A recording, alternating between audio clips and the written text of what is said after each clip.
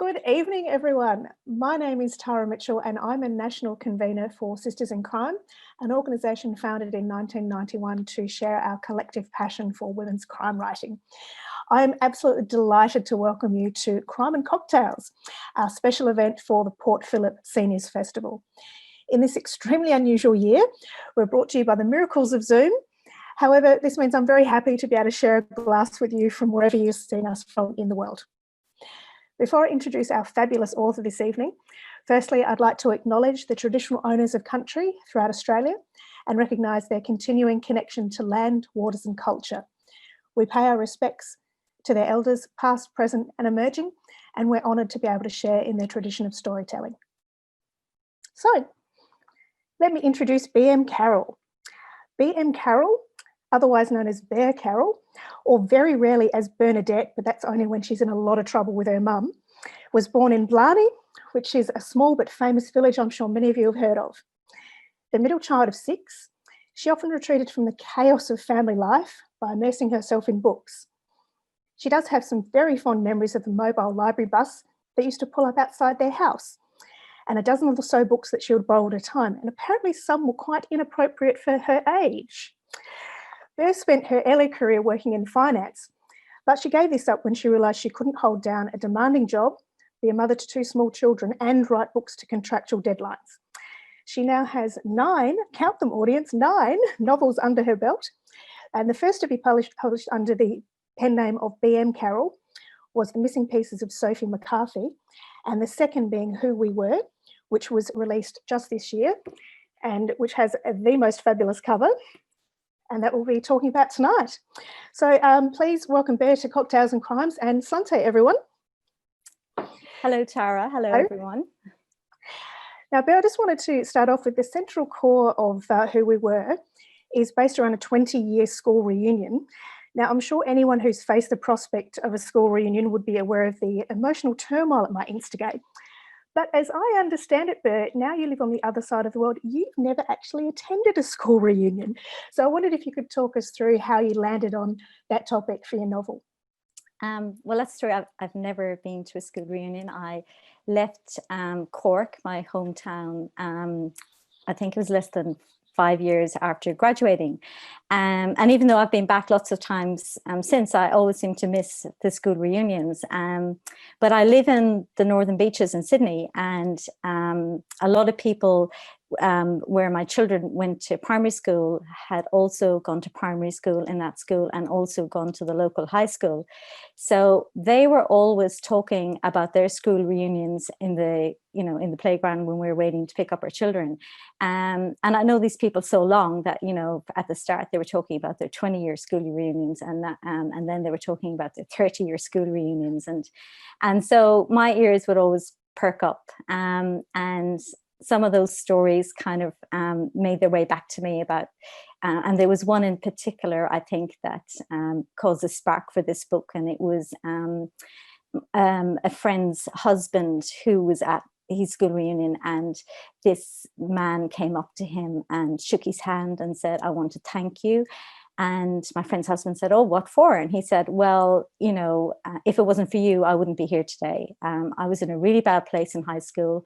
And apparently he'd been bullied and, going through a really bad time. And my friend's husband one time said, just leave him alone. And whoever was tormenting him did leave him alone.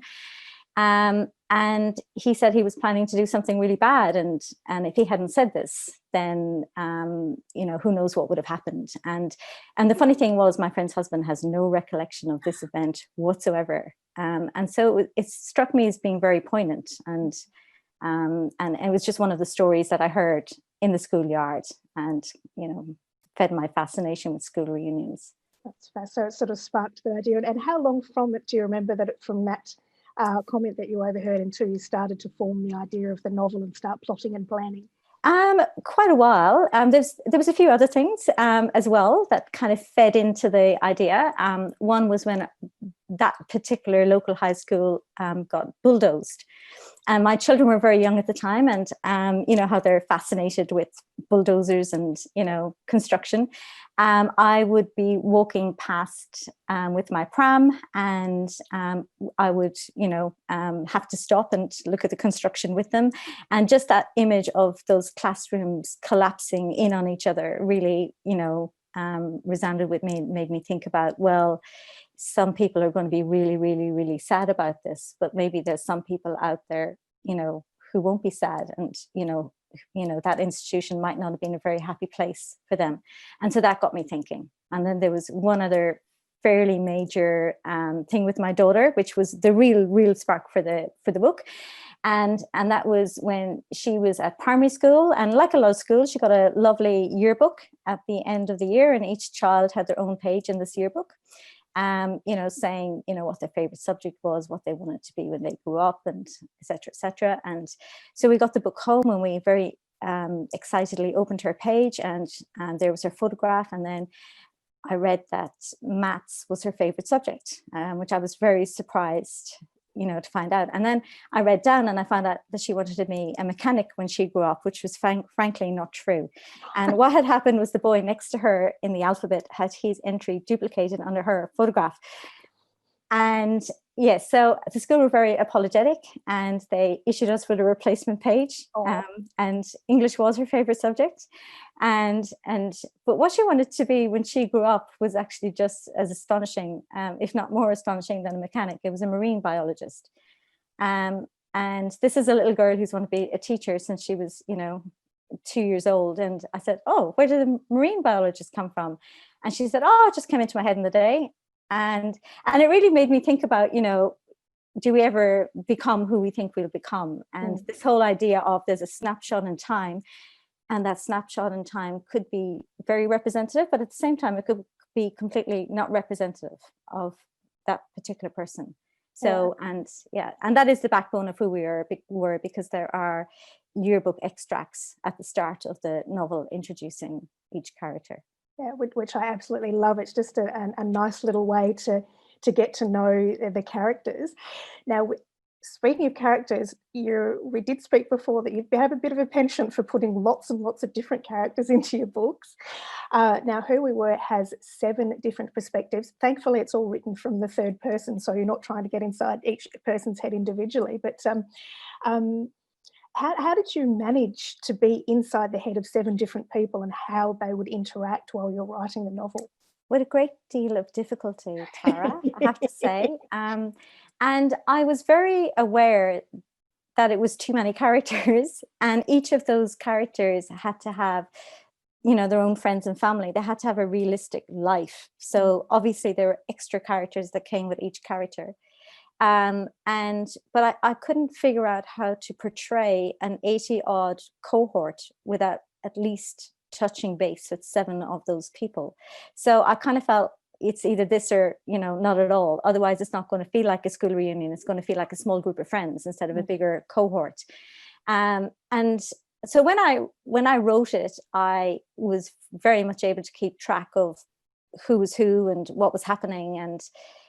But as soon as I started to edit it, I got totally confused about, you know, who knows what when and how they all interact. And I had to have a spreadsheet laying out all the chapters and laying out all the characters and color coding the characters so I could figure out what was happening. But I did that after the first draft, not as I was writing it.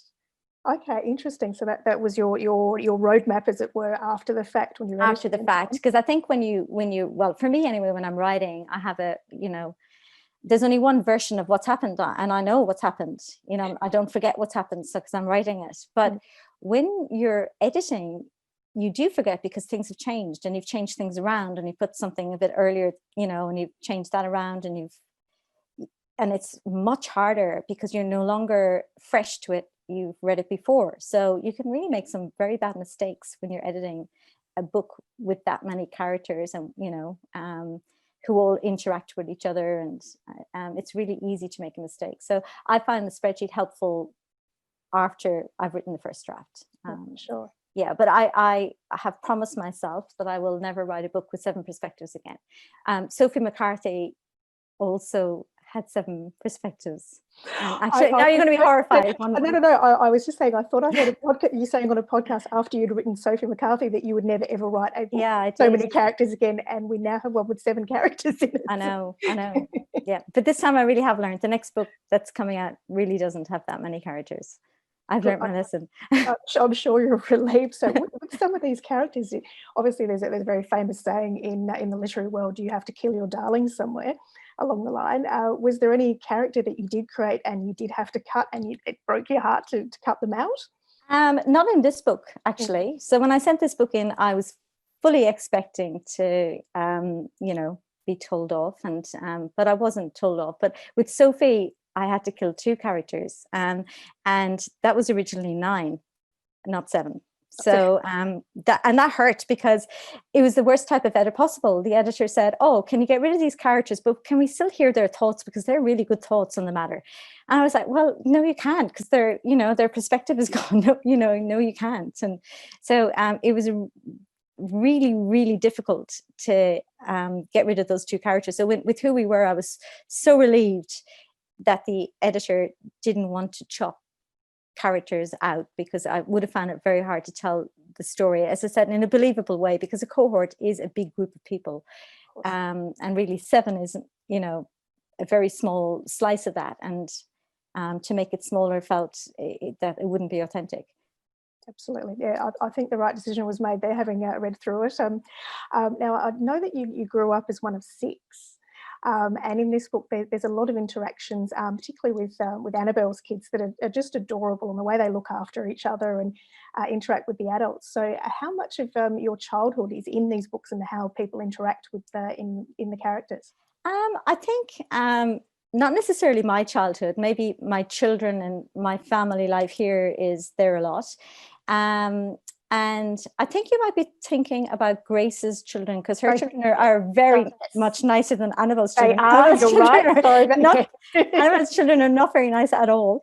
And I do enjoy writing about children, and I think that they do provide a nice tapestry, to daily life, and particularly in suspense books, and because children know things and children see things, and they always have, and they do say odd things as well. Sometimes they say things that are completely wrong. So you can go down avenues with children that you can't go down with adults. And there is one child in Who We Were, Carson, who is very close to my heart. So and he's a very special child, so, and very important in the plot. So that brings me to another point I wanted to bring up. When the first read of this book, I found as a reader, it was so easy to read it in one setting. But then I went back to do a bit of analysis to look at questions and so on. And there are so many topics in there that you cover. There's teenage pregnancy, there's disability, there's drug abuse, there's loneliness, there's disconnection from society. Did you start out with the intention of covering so many big, sometimes taboo topics? No. And I never do. And I think it's a mistake as a writer to say, "Oh, I'm going to cover this now." It was really where the story brought me. And I think that if you've got 7 different people at that stage in their life, things happen. Things happen. Everyone has a little bit of baggage at that point in their life, and look, all of those different things came about in different ways.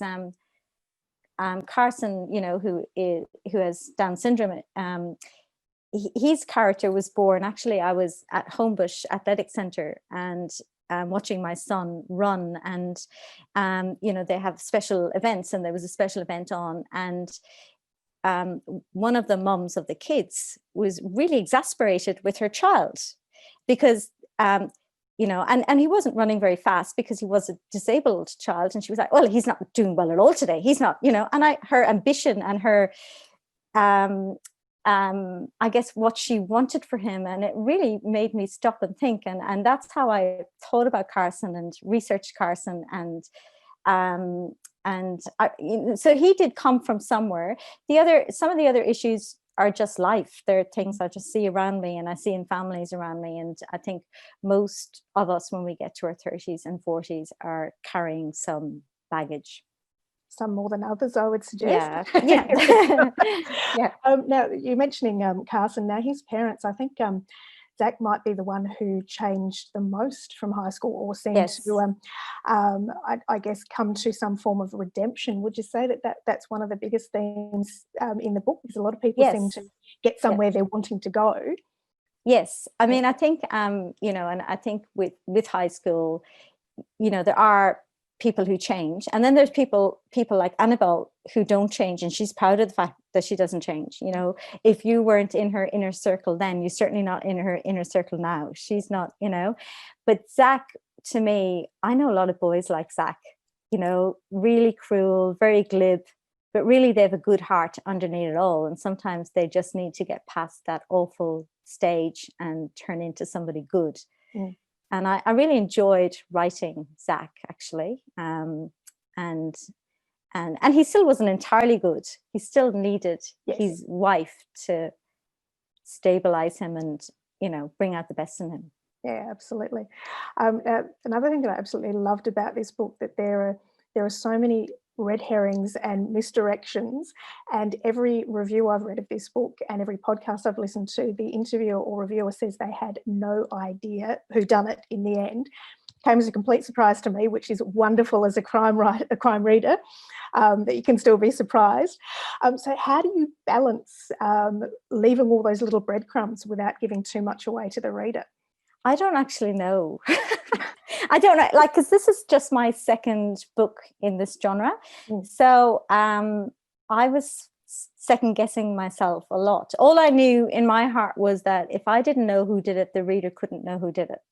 And that's how I approach all my books. And I feel that kind of gives you a certain assurance that if you don't know, then the reader certainly can't know, because you can't be dropping too much big, you know.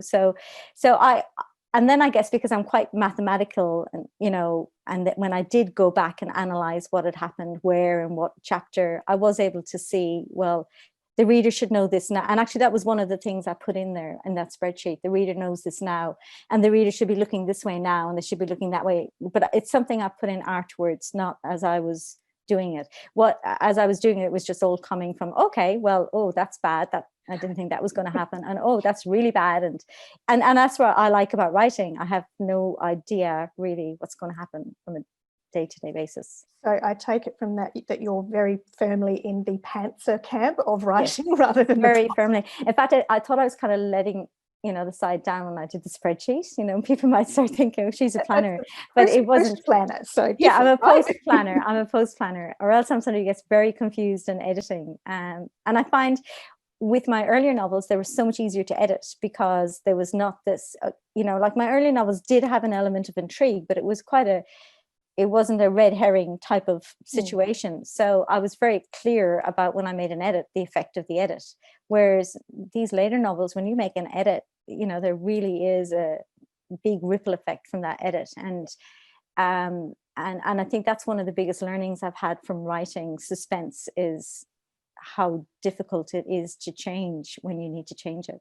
Yes, yeah. So when you're writing that process and you're sitting down to write, there was a lovely analogy. I think Tony Jordan introduced me to it at some point, that you're either, when you're sitting down to write, you're either knitting, so you're knitting from one end to the other like you'd knit a scarf, or you're a quilter where you're taking little bits of patchwork and patching them together as a story. Do you relate to either of those at all?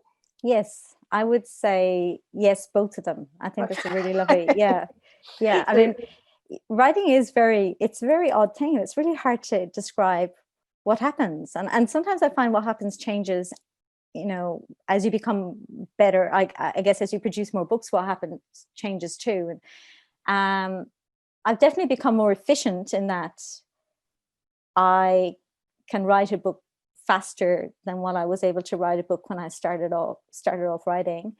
But there's still, you know, sometimes it's, you know, you are doing that knitting, and then sometimes things are, you know, you're fixing, and sometimes it's a fixing that really, really makes the story. And sometimes you come up with a new line, even during copy editing, you're saying, oh my God, that's perfect. And that makes sense of so many things. And so both are important, I think. So we'll do a bit of knitting first and then end up with some patchworking. I love it. Yes. I will not give away any spoilers, but the person who does it in the end, did you come up with any alternate endings, or did it always just get to the end and this person ended up being the perpetrator? That person was the perpetrator from the start. And I didn't know, though, how I was going to bring everybody together to have that particular scene happen. And I do have to thank a fellow author and friend, Petronella McGovern. I was away on a weekend with her, and I had written myself into a corner, which is a terrible habit of mine because of how I write. And I said to her, I am in such a fix. This has happened. The reunion can clearly not go ahead. These people all need to get together. And then she said, well, if they need to get together, then it needs to be A or it needs to be B. And I won't say what those things were, but I chose A. And given that this is a crime novel, I think that those who haven't read it could probably take a fairly good guess at what that thing might be. Yes. So, and it was really good because I didn't know that, the reader certainly doesn't expect that, I think, particular event is going to happen. So. Oh, absolutely. And again, because the, again, try not to give away too many spoilers, but the likable characters make a really interesting contrast to the non-likable ones. But I guess as readers, we need to care about them. So how do you make sure that you make someone just not quite likable enough, but still you want to sort of engage some emotion with the reader to make sure that they actually care about them and read through to the end? I think, well, look, with all of the characters, I hope that they're kind of quite realistic. And I think that in life, even the people that we may not get on with, they've always got redeeming features. They've always got, they're always, they might not be particularly nice, but maybe they're a good mum, and maybe they're devoted to their children or devoted to their family. And so because I wanted all of the characters to be really, real, I wanted them to be real, I hope I did round them out. And I guess the only one that kind of strikes me as probably utterly unlikable was probably Annabelle, but because Annabelle is put through so much in that novel, the reader, I think, can't help but feel sorry for her. Yes, by the end. I guess she didn't have the greatest start. No, she didn't. Family life, so no. But she does come through in the end too. So, but she's probably the one who's changed the least from school. And let's face it, we all know an Annabelle. We all know the popular girl, who you can't get into her circle. And then you meet them 20 years later and you say, oh, well, she hasn't changed a bit, and we all know those, people. So, but that's not to say that she's not a really good mom or a really devoted mom, or that she's not a, good friend to the friends that she does have. So I think that trying to find those redeemable features in everybody helps to create a more rounded character that the reader will care about, hopefully. Awesome. And because we have so many characters and we can focus, I think they're all equally focused on, whose story is this? Who would you say this story is really about? Oh, that's hard. Look, maybe in two respects, the story is maybe Katie. I'm a Katie. I think a lot of people I talk to are Katies. Katie is the kind of. Have you dyed your hair since high school? No, I didn't have orange hair, but I was quiet, and I was, people who know me now find that really hard to believe, that I was very introverted at school, and I found my feet outside of school, and hence my fascination with kind of comparing people, 20 years later, to what they were like when they were 17, 18, and seeing who they're like. And very often it's the quiet ones who succeed, who come to the fore, who, and It's so in many ways it is, Katie's kind of the glue underneath, all of those characters.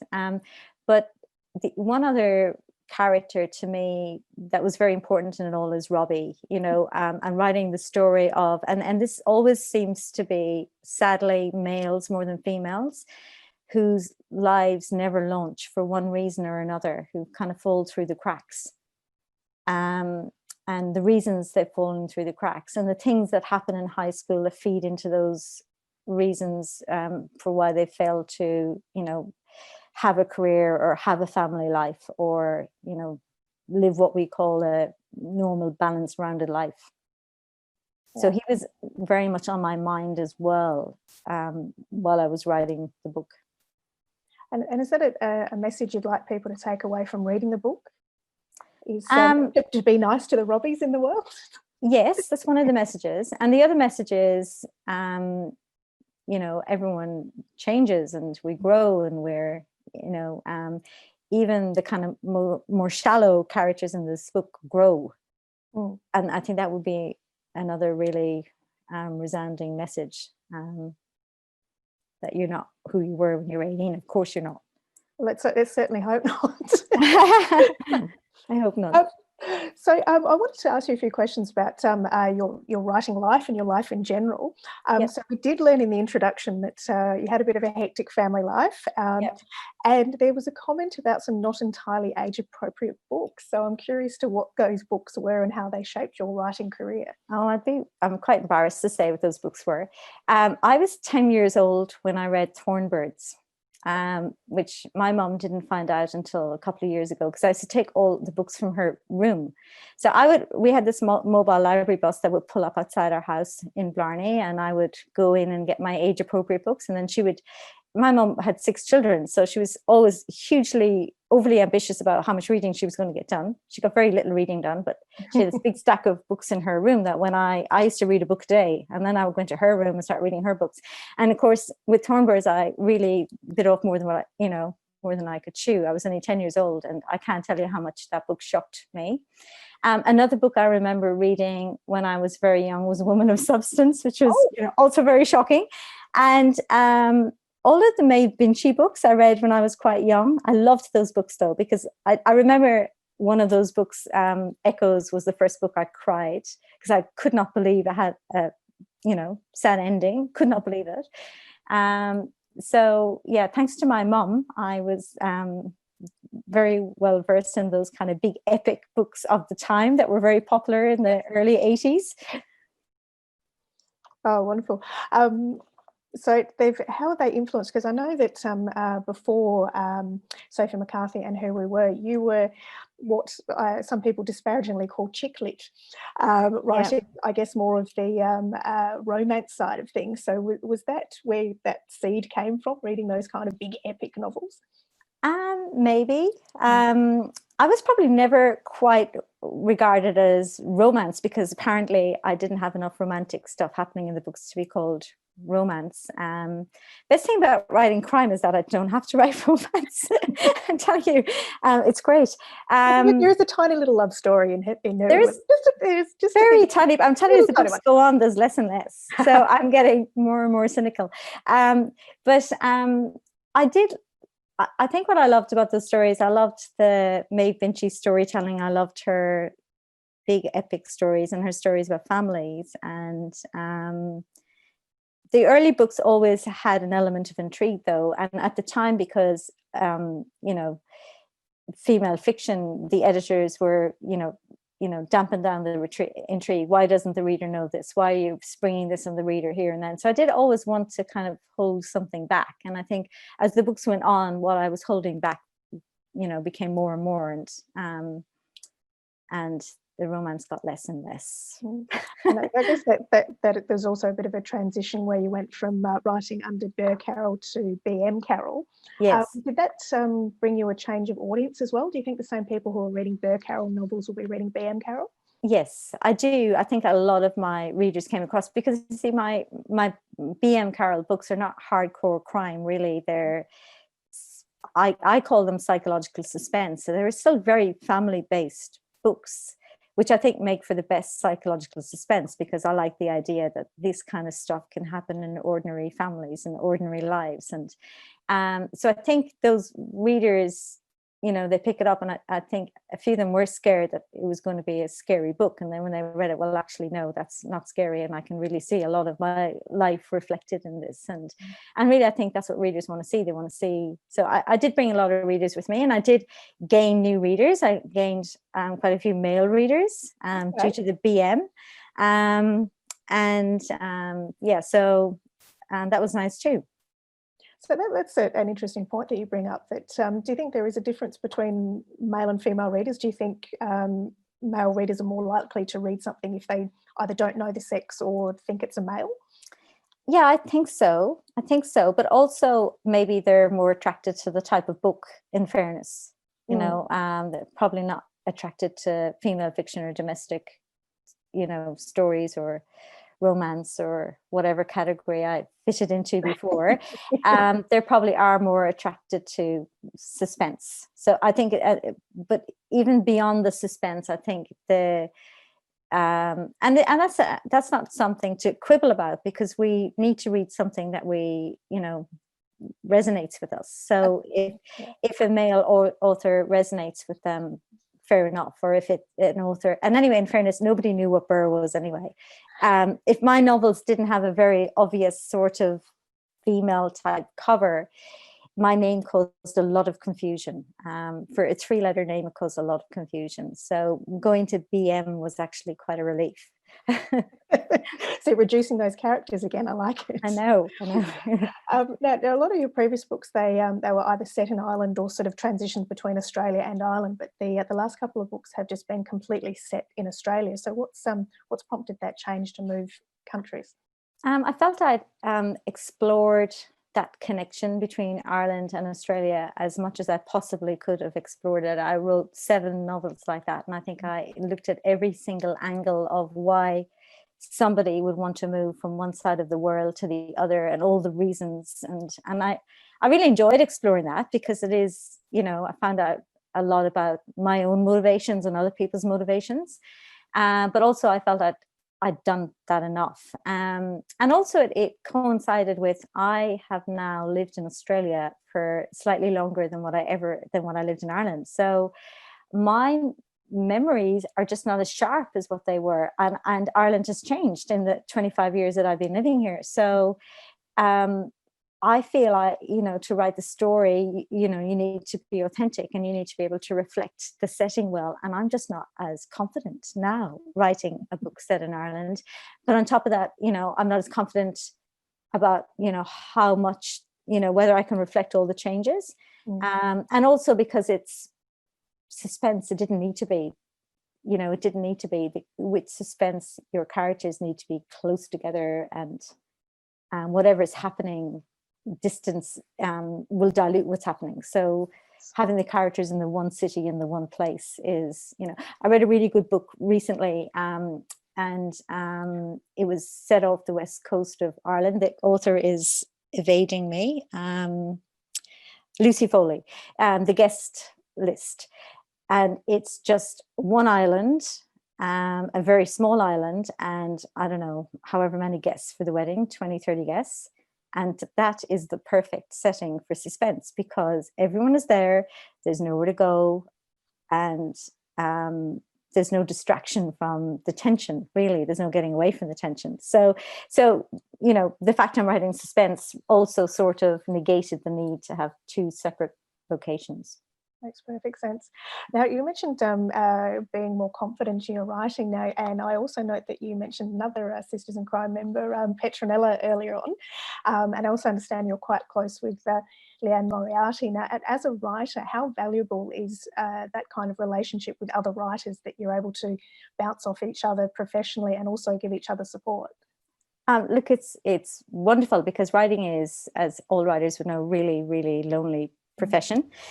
And, you know, with Liane Moriarty and Diane Blacklock, who the 3 of us, I think, realised that it was a very lonely profession at around the same time, and approached our publisher at the time, Pan Macmillan, and asked, could we, you know, do something together, and then that resulted in doing a few events together, and it resulted in doing a newsletter together. And we would go out for dinner and still do quite often, and discuss all the highs and lows of the writing life, and what's happening. And it's so nice. It's just like what people take for granted in the office every day, talking to the person sitting next to them.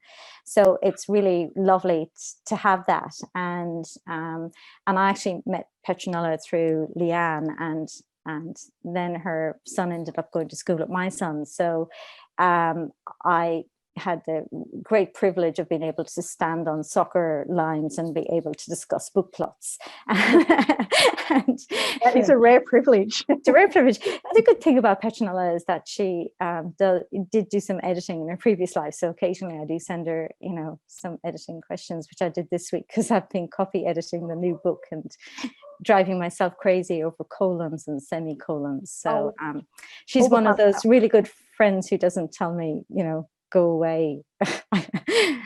I don't think anyone else would take a question about colons or semicolons. There would be a very rare few friends amongst us to be able to do that. Yeah. So now, as a full-time writer, because you mentioned going from an office where I'm guessing it was pretty hectic, busy working in finance and IT in the 90s, where there was so much change going on, how do you motivate yourself as a full-time writer just on your own most of the day? I find I have to start early in the day, and most of my days follow the same kind of routine. I get the kids off to school and take the dog for a walk. And when I'm taking the dog for a walk, I'm thinking things over, and I'm working things out. And then by the time I've got back, I'm ready to get to work. But I find if I don't get to work immediately when I get back from walking the dog, which is 9:30, I completely and very, very quickly lose that motivation. So I think the biggest thing that keeps me motivated is routine. And obviously having a word count goal and forcing yourself to sit there to do those words, because even though they might not be great words, at least you can polish them later. And it's amazing, even on your bad days, what can happen. So it's always worth making yourself sit there. And I'm always a bit scared that if I don't make myself sit there, that absolutely nothing will happen and there will be no book written, that if I stop, that I can't afford to stop, that it will all disappear. This kind of whatever happens when I sit here. In fact, this is where I sit now. So I had this lovely desk built, beautiful desk, and I've decided it's not comfortable. And now I sit in this armchair in my bedroom, which is really bad for my back, with my laptop on my knees. And this is actually where I sit. Hey, whatever works. If you need to get those words out, then you need to find the best spot for it. Yeah. So I've started to get some questions starting to pop up, which is awesome. So I think we might start to move to audience questions if everyone's ready. I might just, I'll go through one more with you to allow a few more people to pop some questions in there. So you mentioned that if you don't sit down and start, you don't get on for the rest of the day. Is there a ritual? Do you make yourself a cup of tea? I do make myself a cup of tea, and this week I'm on a diet, so I haven't been allowed myself any sugar, but usually I make myself a cup of tea and I have something really nice. And I find that there's a direct relation between good writing and sugar. As soon as if I have something nice, I am immediately able to write. So you're pre-rewarding yourself with something nice. Yes. So it's really bad. It's been really bad during COVID, and because I can't, I seem to have completely lost any willpower. This week, because I've been editing, I haven't been treating myself to something nice, but I'm really, really grumpy as a result. So I don't think I'm a very nice person. Well, I'm assuming that's why you got yourself a dog, so you could walk off all that sugar there. I know. Well, the dog has been around for 4 years. And look, he's no use. These walks are him stopping and stopping and stopping and stopping and stopping. So, yes. And then I walk along talking to him, going, come on, PJ, we're in a hurry today. We can't be affording to stop every second minute. Come on. And like the crazy lady talking to her dog, yanking him along. Oh, I think everyone talks to the dog. You're in good company there. So I have one question that's asked. So what is your daily word count that you're aiming for every day?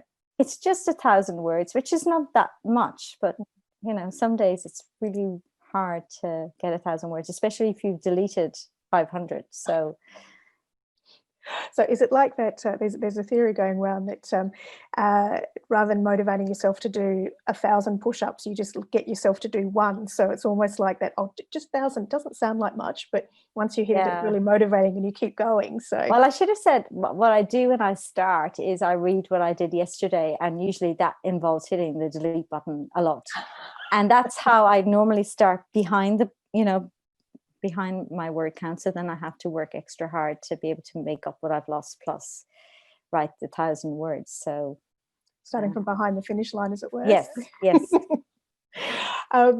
So while we wait for some more audience questions to come through, so you made that transition to full-time writer. So for anyone else who has aspirations to move in that direction, how would you advise they start? Oh gosh, I don't know. Look, my decision to do that was, I had quite young children, and I had a book contract, and it was a 3-book contract, and I could not write the books with continuing to work. But I was quite sad to resign at the same time. I did like my job, and I did, I valued my job and how I was seen in my job. So it wasn't an easy thing for me to resign. Although having said that, since I have resigned, I haven't looked back at all. But I remember at the time, I do remember very vividly resigning and going into my boss and telling him that I, was leaving because I had written a novel, and he was kind of like one of those old dinosaurs. He'd been with the company 40 years, and he said, well, I've had people come in here to resign for all sorts of reasons. I've never had somebody resign to become a bloody author. So anyway, that was funny. He was just being funny. He was kind of really one of those gruff Englishmen, and it's one of my abiding memories of that time. I thought, good, I've surprised you. So and then I guess, look, when writing full-time sounds like really fun and luxurious, but the reality is that I'm a mum, and anyone will tell you when you're in the house and you've got children and a family and a dog, I'm 50% a writer, 50% a mum, really. And I'm always, fitting in this and fitting in that in between the writing, and never writing probably as much as what I should be writing. But then I kind of feel that all is a good thing, because it's never good to rush a book. So the more thinking, even though I'm doing all this other stuff, the more thinking you do, so much gets resolved while you're thinking, and you're, at swimming lessons, and suddenly it comes to you, oh, this is what can happen. Or you look around and somebody says something and you go, oh, well, that's perfect. Thank you. And so being away from the book is very helpful. Absolutely. Oh, now I've got a question about your favorite topic, editing. So do you edit as you write each day, or do you just go for it? I write, and then I edit what I've written the next day. And then I've learned that, even though I hate editing, and to me that editing, I don't even call that editing, I call that writing. Really, it's still writing at that point, because you're still figuring out what's happening, and you're figuring out, because I haven't planned it, I'm still figuring things out. So I guess I don't call it editing until I have at least a first draft, and then it becomes editing. So it only becomes editing when you start talking about semicolons. Is that what I'm picking up as well? Well, that's copy editing. That's worse again. That's just worse again. I would honestly rather clean my bathrooms than, decide between colons and semicolons. All right, I'll come round to my house when you need to copy editing. So another question from the audience is, how long does the publisher give you to write a book? The contract I have currently wants a book a year. And I can't always achieve that. Like, many of my books took much longer than a year to write, but then some of them took less. But at the moment, I do seem to be writing the first draft in 6 months, and then I like to leave myself another 6 months to play around with that draft and play around with, what's happening. And I give it to a few readers, and they give me feedback. And I don't send something half baked into the publisher. I feel that there's a lot, that kind of latter half of the process is really important. And if you rush it in, you're losing out on that thinking time and that finessing time. For sure. Another question here. If any of your books were made into a TV series or movie, I guess that because we've got so many characters with all your books, so I guess let's go with who we were. So perhaps who you choose to play 2 or 3 of the characters in from that book. Well, I think I'm similar to every single female author in Australia. I would have to choose one of the Hemsworth boys for Zach, obviously, and I don't think I'd be alone there. And then I would insist that I'd have to be on the set. And then I actually was thinking about this because I did get asked this at a different interview recently, and I would choose Jodie Comer for Katie because she's Killing Eve, and I feel Katie could have that kind of wholesome menace thing going. And that's as far as I got in terms of thinking about who might be cast in Who We Were. But it would be particularly exciting to, I think, because of the kind of book it is, they're all the same age. And so you could have quite a bit of fun with who you cast into those characters. Absolutely. And what about Sophie Mccarthy? Any thoughts on that one for casting? I'm sure I did at the time, but they've all gone out of my head now. I couldn't possibly say. That's so long ago now. That's last year's. I know. So I have another question from the audience here. How do you write complex ideas into simple ideas? I don't know. I'm sorry, I don't know. I don't know, actually. I hope I think I like the books to be readable. So, but I also feel if you've got something complex, you've got to build on it throughout the book. And I'm seeing this actually with what I'm doing at the moment with my new book.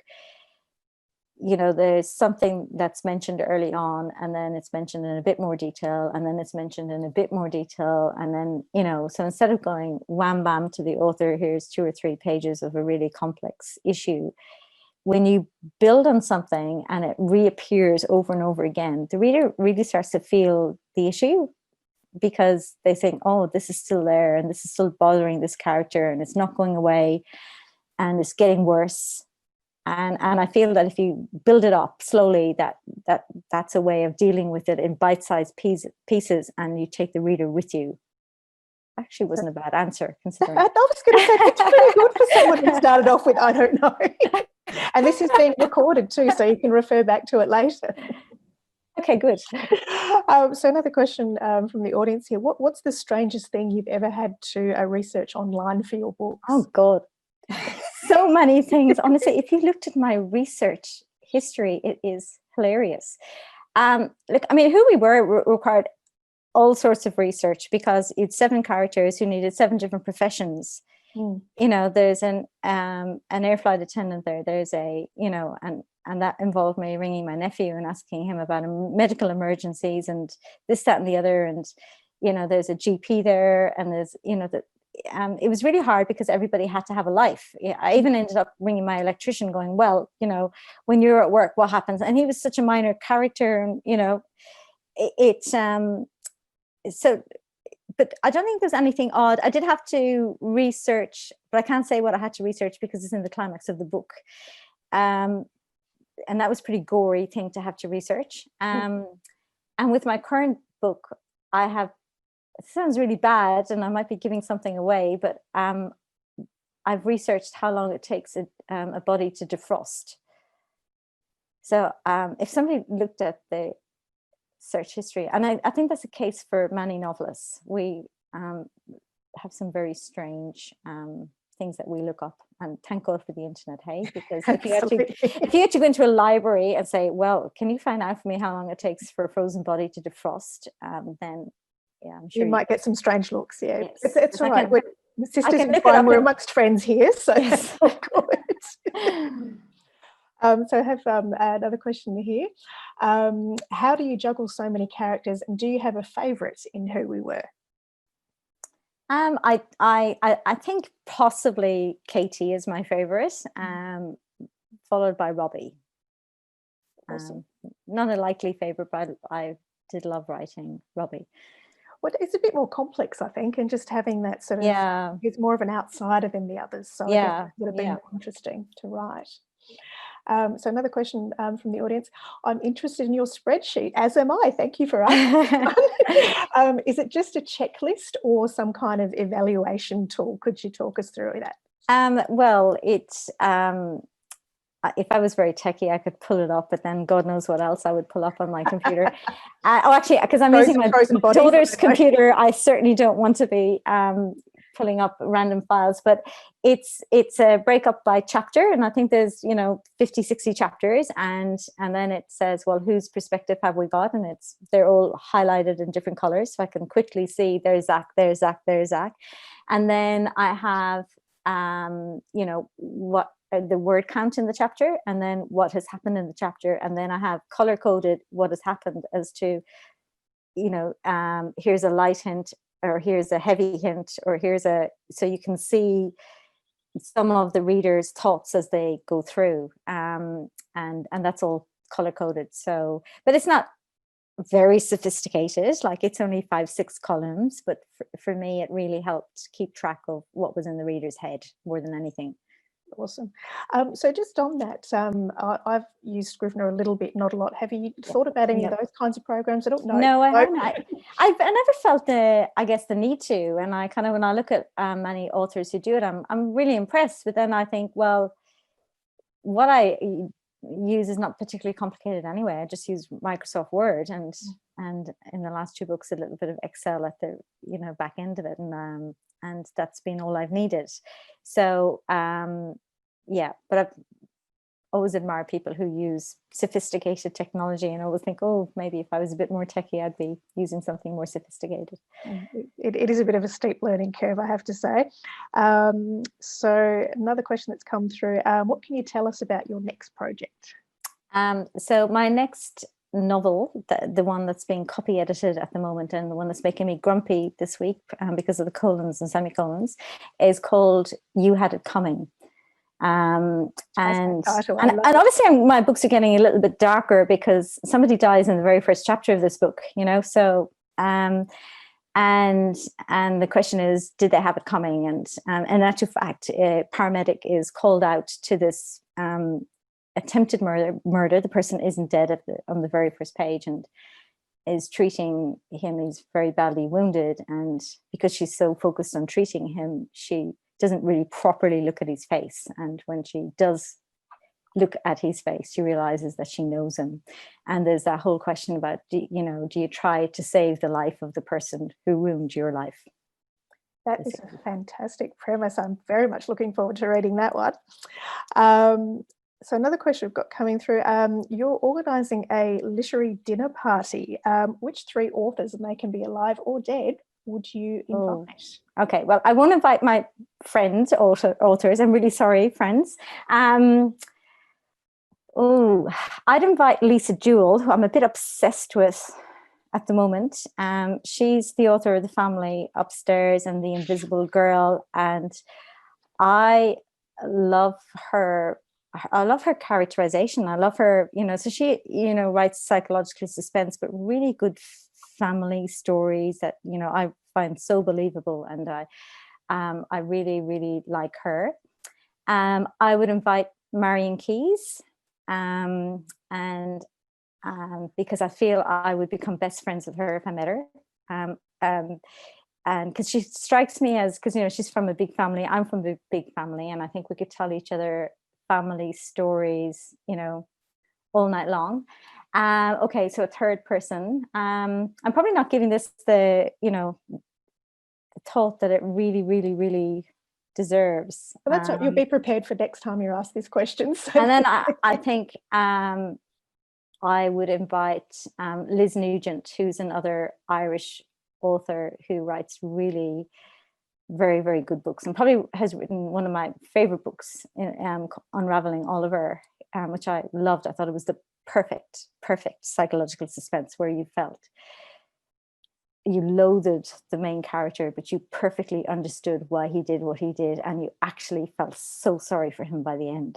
All right, I must put that one on my reading list. Yeah. That sounds fascinating. Yes, but I'm sure if you asked me this tomorrow and if I thought about it, I'd have a long list. Oh, that's an excellent list. That was very varied. I think someone you'd like to be friends with, and someone you admire, and someone who's written something that's really great. So I think that's a perfect trifecta you had there. Another question that's come through: what's the best $100 you've ever invested in your writing career? Oh God, I don't know if I've invested anything in my writing career. Well, I know I need to invest a couple of $1,000s in a new laptop. Yes. We've talked about this. We need new microphones. That's all. I think, well, I guess if I go back, I did, I think, spend about $100 in a creative writing class at Wasman High School, which did sort of get me started on my first novel. So maybe that was the best $100 I spent on my writing career. Fabulous. And I might go for one final question, which is my question. Which of your characters from Who We Were would you take to rob a bank with you, and why? That's a great question. And I'm thinking, I would take Melissa. Melissa is, excellent choice. She's very smart, very smart lady. She's clinical. So I think she would, good planner, always does what she says she's going to do. And I think that she would do the job really well. Excellent. Fabulous. So I'm going to put a last call out for any more audience questions, because we do need to wrap up very shortly. So unless there's anything else coming through, I will wrap up for the evening there. But before we do go, I do need to let you know that you can get your copy of Who We Were from the Sun Bookshop, which is a very long-term supporter of Sisters in Crime, and we love them very much. They deliver Australia-wide, so you can find them at www.sunbookshop.com. You can also let your friends and family know who missed out on tonight's event that it will be available for free viewing worldwide via the Sisters in Crime YouTube channel. And that will be up from 6 p.m. on Monday, the 19th of October. And also on this YouTube channel, you'll find our Murder Mondays with both Australian and overseas crime authors, including such luminaries of the crime fiction world as Val McDermott, Kathy Reichs, Sarah Paretsky, I always get that wrong, Sarah Paretsky, and Anne Cleves. Now, Sisters in Crime next online panel is Twisted Sisters with Rose Carlisle, Sonia Bates, Sally Hapworth, and that one is being chaired by Maggie Barron. Now, you can view this for free via our YouTube channel again, and that'll be from Friday, 30th October from 6 p.m. We also employ you to support Sisters in Crime by purchasing a $10 ticket, and that will get you in the draw for one of 3 $300 book packs, which should keep you busy for a little while. So further details for this can be found on our website, which is www.sistersincrime.org.au, and you can sign up for our monthly e-newsletter, A Stab in the Dark, there as well, so you'll find out about all of these wonderful events and so much more. So just to finish off, please charge your glasses, everyone, and cheers, Ber. Cheers. Thank you so much for a wonderful conversation. I've enjoyed myself immensely, and I hope you and the audience have too. And thank you everyone for joining us. So stay strong, stay safe, everyone, and keep on reading. Good night, everyone. Thank you. Goodbye, everyone.